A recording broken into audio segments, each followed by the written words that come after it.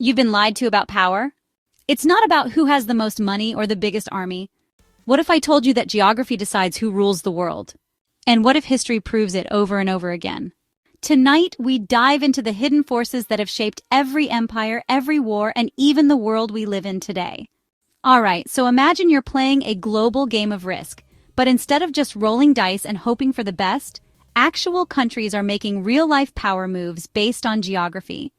Welcome to Geopolitics, a field of thought that emerged in the late 19th century when empires were flexing, industrialization was booming, and world domination was basically the main hobby of every European country. But here's the kicker. Geopolitics is not just about who has the most guns or gold, it's about how geography determines who wins and who gets left in the dust. The origins of geopolitics as a structured field of thought can be traced back to the intellectual and political climate of the late 19th century, a time when empires were expanding, industrialization was accelerating, and global power dynamics were undergoing profound transformations. The term geopolitics itself would not be formally coined until the early 20th century, but its foundational ideas were already being shaped by scholars, strategists, and statesmen grappling with the complexities of territorial control, international competition, and the interplay between geography and political power. At its core, geopolitics examines how geographic space influences political decisions and the rise and fall of nations. This was particularly relevant in the late 19th century, when European powers were engaged in a fierce struggle for colonial dominance, seeking to secure resources, trade routes, and strategic military positions across the globe. The intellectual roots of this discipline were deeply intertwined with the broader ideological currents of the time, including social Darwinism, imperial expansionism, and the belief that geography determined the destiny of nations. Enter Friedrich Ratzel, a German geographer who looked at nations the way a biologist looks at petri dishes. He saw countries as living organisms that needed space, Lebensraum, to grow and survive. Sounds logical, right? Well, that idea later took a dark turn, but at the time it was just an attempt to explain why some nations expand while others collapse. One of the earliest and most influential figures in this emerging field, Ratzel was a trained zoologist and ethnographer who applied biological metaphors to the study of states. He argued that nations functioned as living organisms that required space to grow and thrive. His concept of Lebensraum, literally living space, posited that states, much like biological entities, had a natural tendency to expand territorially in order to sustain their populations and economic activities. Though the term would later be co-opted in more sinister ways during the 20th century, Ratzel's ideas were initially framed within a scientific and analytical context, attempting to explain why some states flourished while others declined. Meanwhile, over in Britain, Halford Mackinder was cooking up his own theory, the Heartland theory, which basically said, whoever controls Central Eurasia controls the world. He saw this vast landlocked region as the ultimate power base, immune to naval invasions and perfectly positioned for global domination.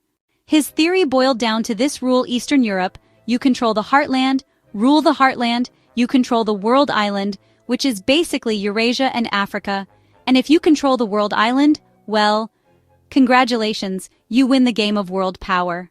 Around the same time, British geographer and political strategist Halford Mackinder was formulating his own theories on the geographical determinants of power. Unlike Ratzel, who viewed states as organic entities, Mackinder approached geopolitics through the lens of strategic control over key regions of the world.